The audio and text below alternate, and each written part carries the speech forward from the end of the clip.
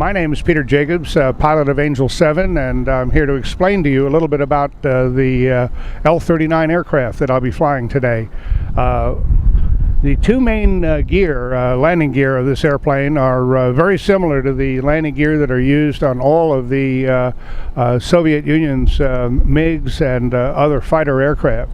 They have anti-skid brakes, which is really very unusual for a jet trainer, which means that you can squeeze the brake handle as hard as you want to, and the wheels will not skid. This item is the pitot tube.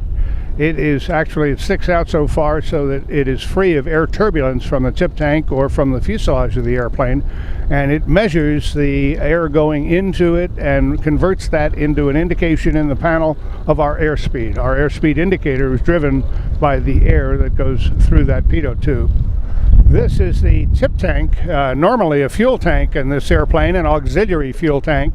It holds about 26 gallons of additional fuel, so that plus the one on the left wing would make a total of 52 additional gallons. These gentlemen are just finishing putting smoke oil into that tip tank. We have the aircraft set up for air shows so that as an option we can either select smoke oil to come out the tail of the airplane, or when we're through with the air show we turn the valve, we can fill it with fuel, and then it is the extra fuel that helps us go a little bit farther than the main tanks will take us. This airplane is privately owned, and what you're seeing here is the cockpit of the aircraft, which is quite different from the military version in that it has U.S. avionics in it.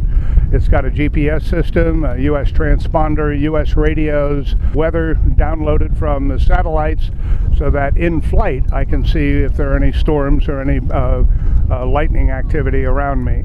It's also got an angle of attack indicator, which lets me know exactly how close I am to the stall, which really is a great safety feature for air shows, because in doing a very tight turn I'll be pulling 5 or 6 G's, and I'll be just on the verge of a stall, but actually the airplane is not shuttering. It's not actually ready to stall quite yet, and I can tell exactly what it's doing and about to do as a result of glancing at that angle of attack indicator.